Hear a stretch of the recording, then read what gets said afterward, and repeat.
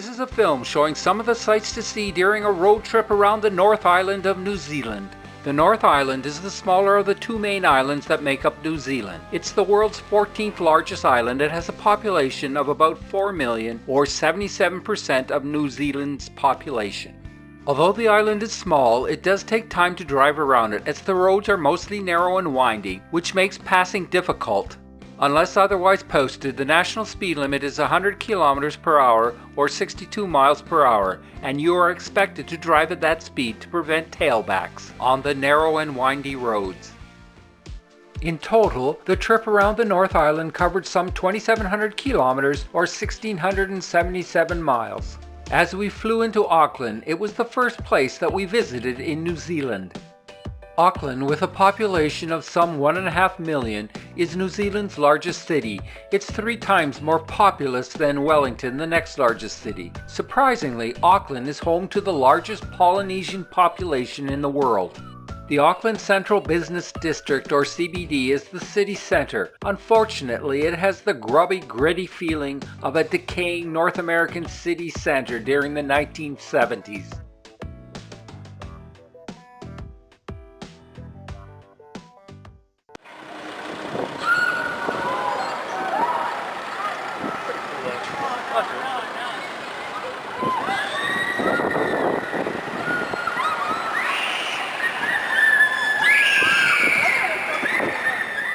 Asians now form the second largest ethnic group in Auckland, making up nearly 1/3 of the population.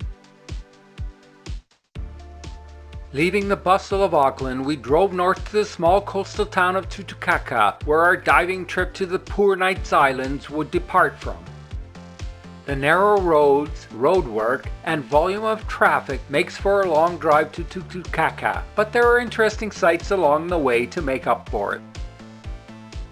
Diving trips to the Poor Knights Islands generally start from the marina in the small coastal town of Tutukaka. The late world-renowned oceanographer Jacques Cousteau rated the Poor Knights Island as one of the world's top 10 dive sites due to the warm, nutrient-rich currents from the coral sea that support the marine life in the area.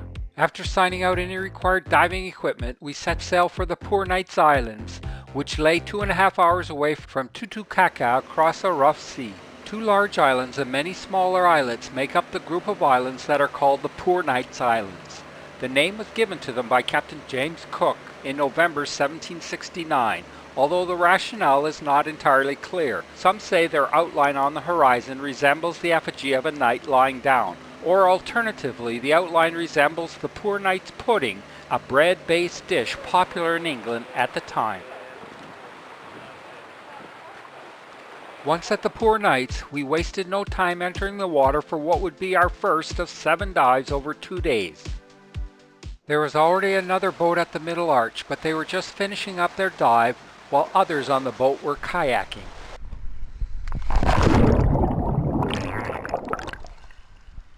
The Poor Knights Islands are inside the eponymous marine reserve that has a full ban on fishing within 1 nautical mile of the islands. The spectacular fiery sea urchin was first discovered at the Poor Knights in the early 1960s. However, it's just a drab, dark sea urchin without the light from an underwater flashlight. The Poor Knights host a wide variety of nudibranches, which are brightly colored sea slugs. As they aren't very big, one must carefully survey the walls with a flashlight to find them.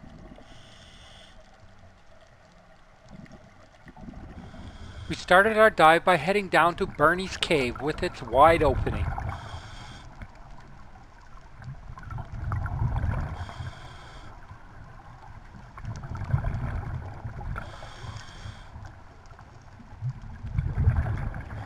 At the mouth of Bernie's Cave is a fantastic shoal of blue mau-mau.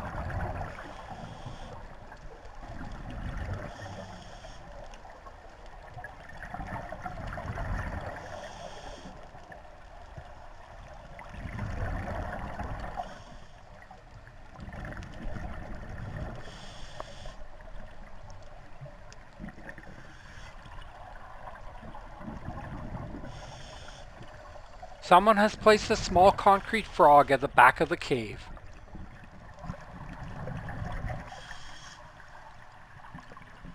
At the roof of the cave is an air bubble with enough space above it to take a breath and to talk. The air bubble comes not from divers' bubbles, but from tiny air bubbles produced by wave action during storms.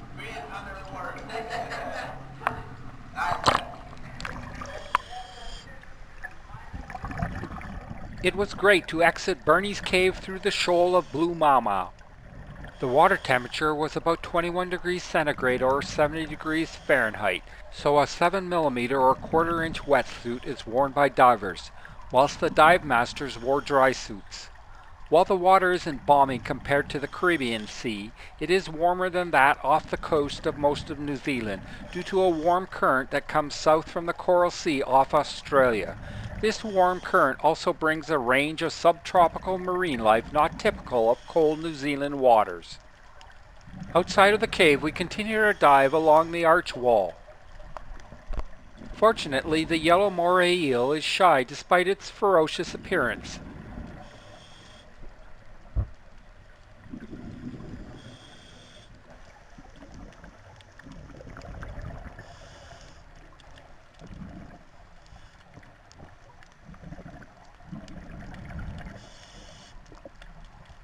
We came across a short-tailed stingray, which mostly is a bottom dweller that gathers in large numbers around the poor nights during the summers. The short-tailed stingray is not aggressive, but it is capable of inflicting a lethal wound with its long venomous sting. The stingray looked very majestic as it flew through the water.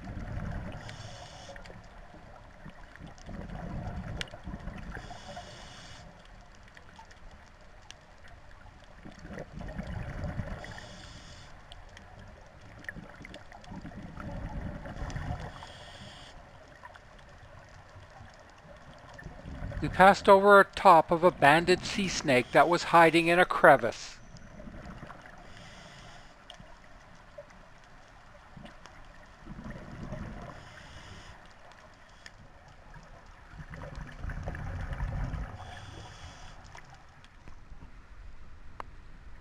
Once back on board, we headed south to South Harbour, which is a sheltered area surrounded by small islands with multiple arches through them.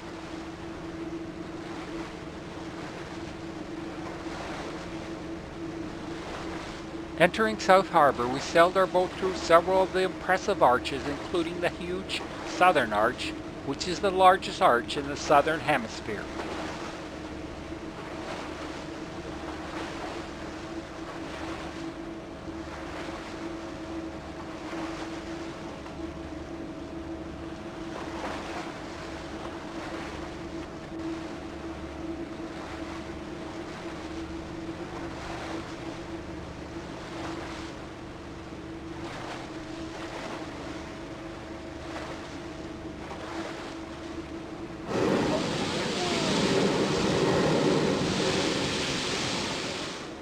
Departing South Harbour, we headed back up north to Rico Sea Cave, which takes its name from the Maori word Rico, meaning twilight. There was a large shoal of blue mau patrolling the sea cave's entrance, making for a fascinating sight as boats entered and exited the cave.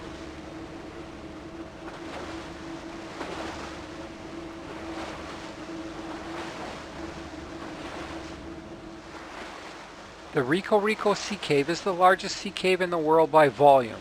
It's so big that in World War II, a Japanese submarine hid inside the cave for 2 weeks whilst undergoing repairs. As well, it easily held the carcass of a dead sperm whale that was washed inside until it rotted and sank to the bottom, leaving behind its skeleton.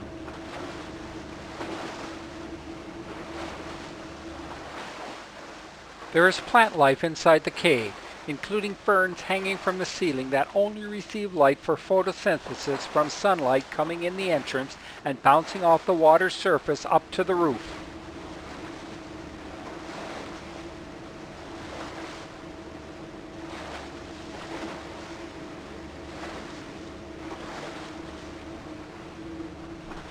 After our visit by boat into the Rico Sea Cave, it was time for our dive into the cave.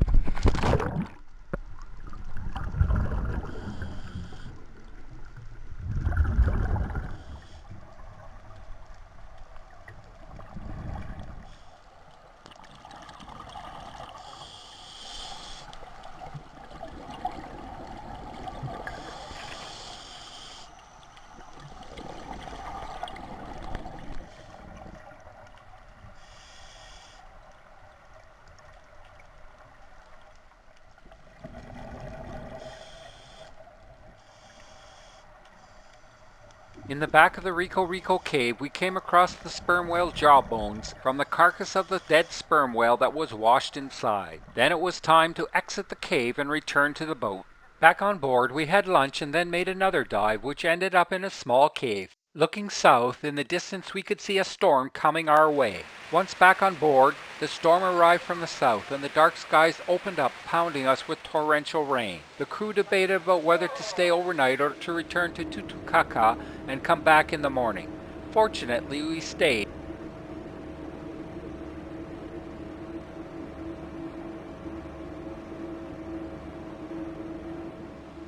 After our overnight at the Poor Knights Islands, it was time for our final dive, which was along a wall that was popular with large shoals of blue mau-mau and demoiselle fish.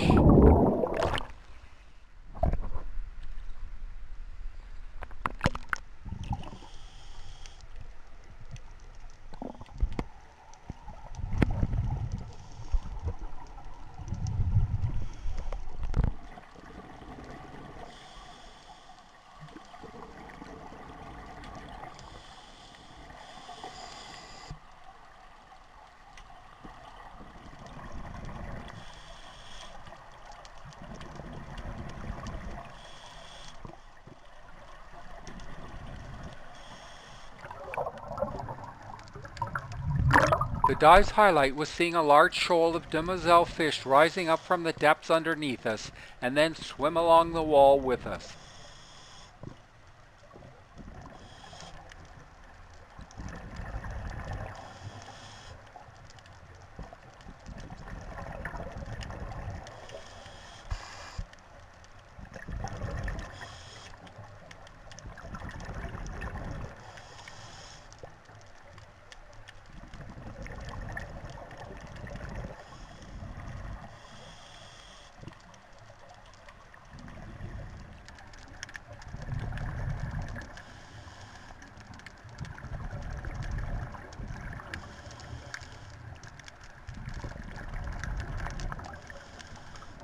The schooling triple fins do not have swim bladders, so they need to swim incessantly, unlike many other fish. A diver came across a banded coral shrimp. In nature, these shrimp clean fish by removing parasites, fungi, and damaged tissue using their 3 pairs of claws. However, due to their beautiful coloration and body shape, the banded coral shrimp are also purchased by aquarium owners.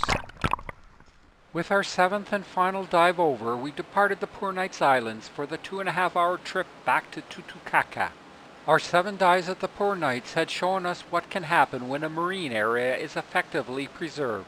We spent the night in the wonderful old Grand Hotel in Whangarei, where Queen Elizabeth stayed during the 1953 Royal Tour of New Zealand. Obviously, the hotel has changed since then, but still. After the diving trip, we continued north along the coast and then up the Opori Peninsula to Cape Reinga to its remote northern terminus. The world-class luxury yachts at Opua were impressive, but the star was the camouflage boat called the Beast. This 40-meter or 132-foot long vessel costs around $185,000 US a week to rent. It belongs to a wealthy New Zealand jeweler named Sir Michael Hill. Amazingly, it carries a full-size sports fishing boat. The crew were busy washing the boat in preparation for the owner's arrival. The Bay of Islands Marina in Opua is home to a large collection of impressive sailboats. The Waitangi Treaty Grounds is the site of the signing of the first accord between the British Crown and the Maori people. It's a regular stop for cruise ships. The cruise ship MS Europa was anchored off of Waitangi in the Bay of Isles with the ship's tenders and helicopters coming and going with passengers.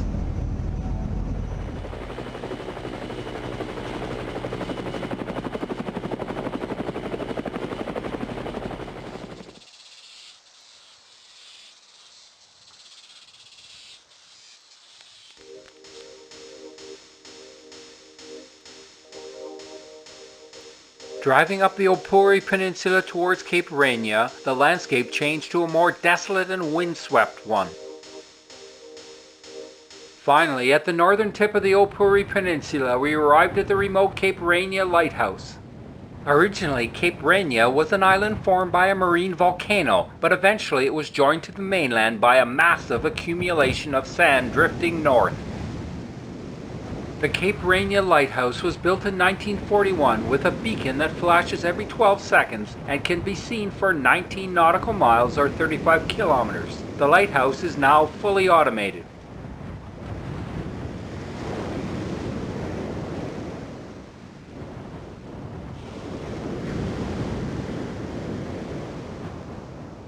Off Cape Reinga, the currents of the Tasman Sea and the Pacific Ocean meet, making for dynamic waters, which were host to a long line of sailboats passing by.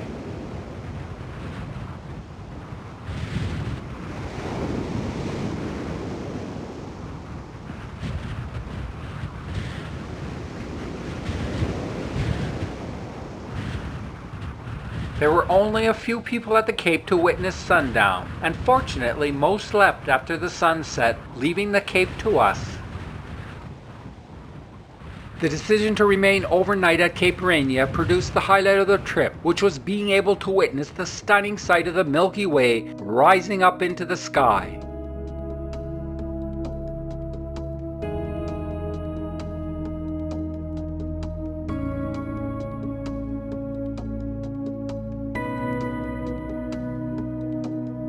After the amazing nighttime sky disappeared, the morning brought with it a fiery red sunrise.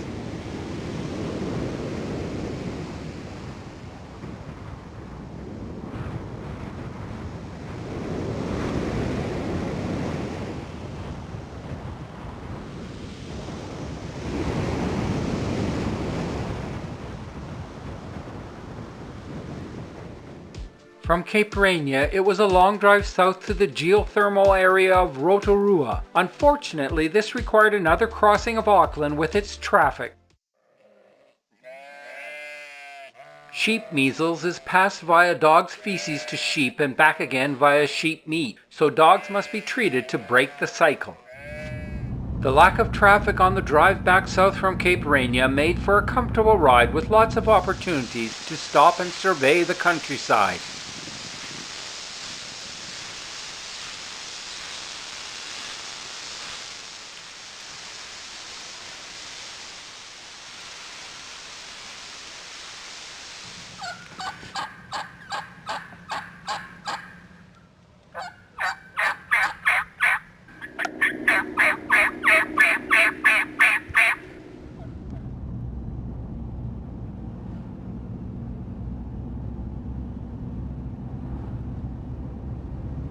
There is a surprising amount of logging in New Zealand. Following the deforestation of the extensive native forests, the Monterey pine was introduced and proved to grow much faster than in its native California.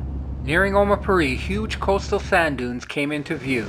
In the 19th century, Hokianga Harbor was the center of logging and gum production from the huge kauri trees. With the kauri trees gone, the area has turned to tourism, including the giant sand dunes where dune surfing on boogie boards is practiced.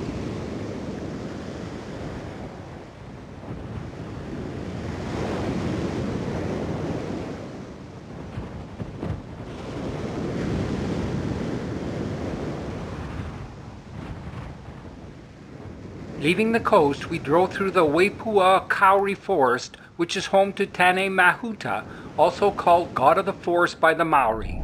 Logging devastated the kauri trees, and now kauri dieback is threatening the remaining trees. This dieback is caused by plant pathogens that cause symptoms leading to tree death. The pathogen is believed to be spread by mammals, particularly feral pigs, or spread on people's shoes, so cleaning footwear before and after entering kauri forest areas is practiced. Tane Mahuta, at 51.5 meters or 169 feet tall, it is the largest kauri tree extant. It's sacred to the Maori, and while its age is unknown, it's estimated to be between 1,250 and 2,500 years old. Prehistoric kauri forests have been preserved in waterlogged soils as swamp kauri, and these trees that have been dated to 50,000 years old or older can be used for furniture after a drying process.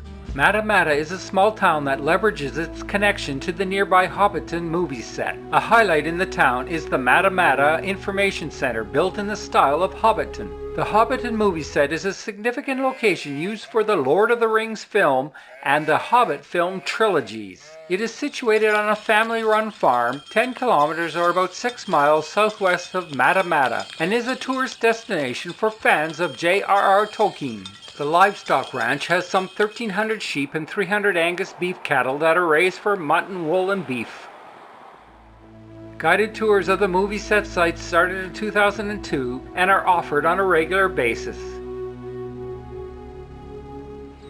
The Tohoko Wituatu Memorial Gateway to the Maori village and associated geothermal area commemorates Maori soldiers who lost their lives in the 2 world wars.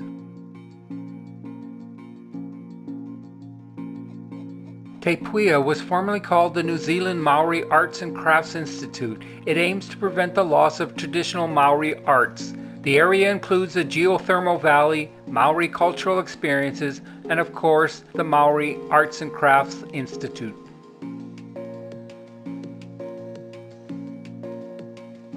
Rotorua is full of both interesting geothermal and cultural sites.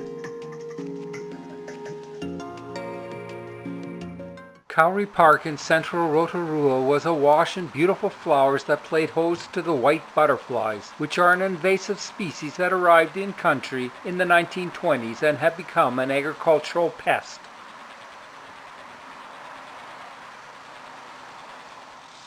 The moorhens, which are vagrants in New Zealand, were busy feeding on the plant roots.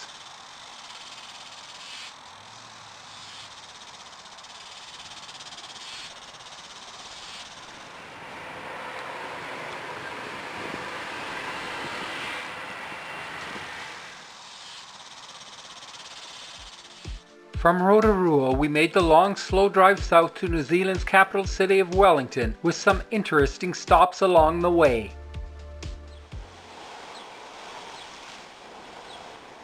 Near Taupo is the Wairiki Thermal Valley, which is home to the Wairiki Terraces and the Wairiki Power Station, the first geothermal plant in New Zealand, which opened in 1958.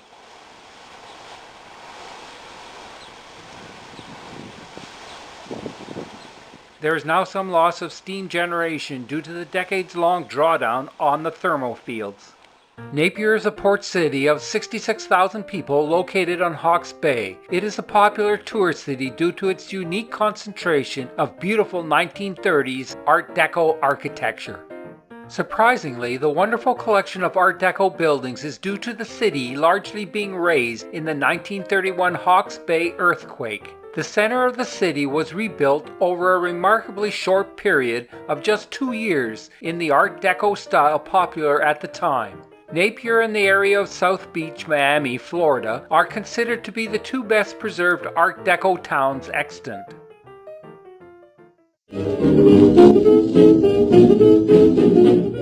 We decided to see the Art Deco buildings at night since they are attractively illuminated and look better than during the daytime.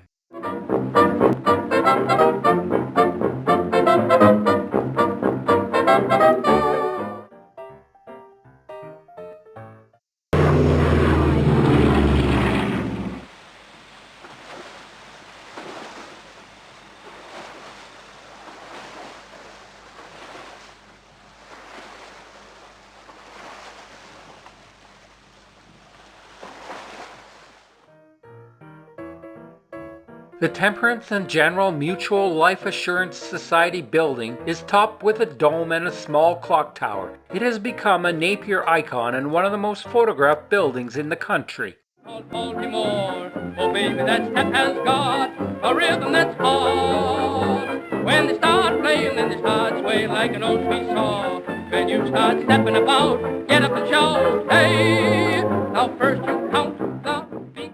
There are vintage car tours of Napier on offer, with the drivers wearing period clothing. Several of the vintage cars are Hupmobiles, which were built from 1909 through 1939 by the Hupp Motor Car Company of Detroit. Sales and production began to decline for Hupp Motors even before the Depression in 1929, despite its innovative designs. There we are.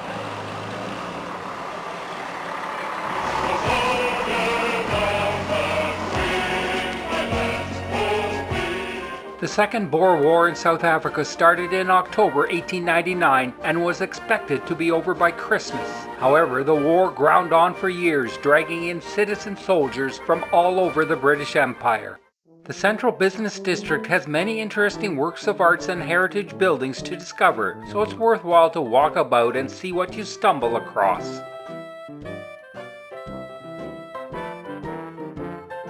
The middle heritage house in this photo recently sold in pre-COVID times for 1 million New Zealand dollars. The port of Napier was a hive of activity, and not just because a large cruise ship was in port. The port's rail line was busy handling logs for export. The port is primarily an export port, shipping logs, forestry products, apples and other primary produce to the world, but mainly to China. The port also welcomes cruise ships so that passengers can visit Napier. Leaving Napier, we continued our drive south towards Wellington.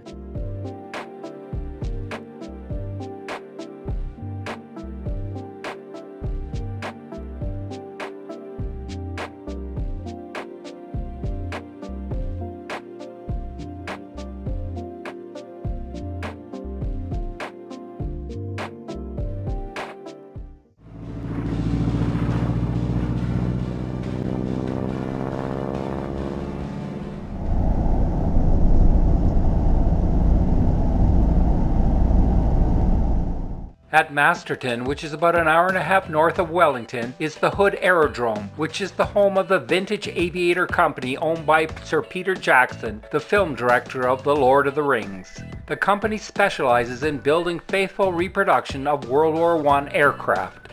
The Wellington Airport spans an isthmus on the Cook Strait, which makes for interesting viewings of aircraft landings. Since Wellington is surrounded by hills, the traffic is funneled into a limited number of roads, making for impressive rush-hour traffic. The American heavy icebreaker Polar Star was in port. We had recently seen this icebreaker in action in Antarctica. To break a channel open to McMurdo Station for the annual resupply, the Polar Star makes a 12,000-mile or 18,000-kilometer voyage from its home port to McMurdo Sound and then back again. The icebreaker was in Wellington on its return voyage home.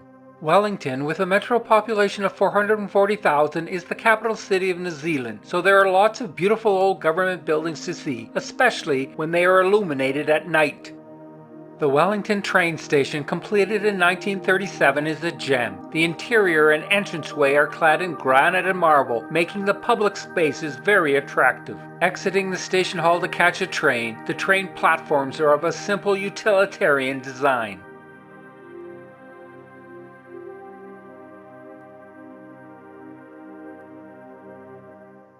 Leaving Wellington at the southern tip of the North Island, we drove north to our final destination of Auckland, but we spent an overnight at National Park.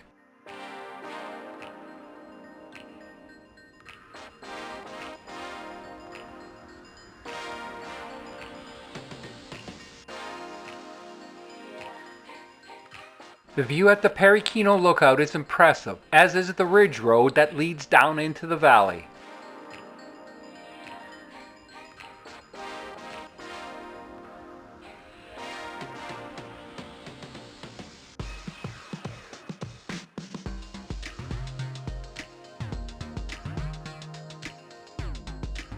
A recent landslide at the front of Rotorua Falls has considerably narrowed the width of the falls. Native to Australia, emus are farmed for their low-fat meat and also for their oil. The impressive Makatote Viaduct takes the railroad across the Makatote River at a height of 79 meters or 259 feet. Mount Naruhoi was used as a stand-in for Mount Doom in Peter Jackson's film trilogy based on The Lord of the Rings. In the morning at 7 a.m. we were treated to a glorious sunrise over the volcanoes, but the sheep seemed nonplussed. The eye-catching Regent Cinema was built in the Art Deco era. Hamilton Gardens in the city of Hamilton attracts more than 1 million people in a normal year. The Tudor Garden is an interpretation of a 16th century English Renaissance garden featuring amazing sculptures of mythical creatures. The amazing site features 21 gardens representing the arts, beliefs, lifestyles, the traditions of different civilizations, or historical garden styles. The Te Perapera Maori Garden is a traditional Maori garden that demonstrates how local Maori grew food. The 19th century villa in the Mansfield Garden was hosting a group taking wedding photos. The bride and groom exited the Hamilton Gardens in style in a big old 1966 Cadillac convertible. After a day and a half of travel, we were back home in the land of ice and snow and COVID-19. Take me somewhere.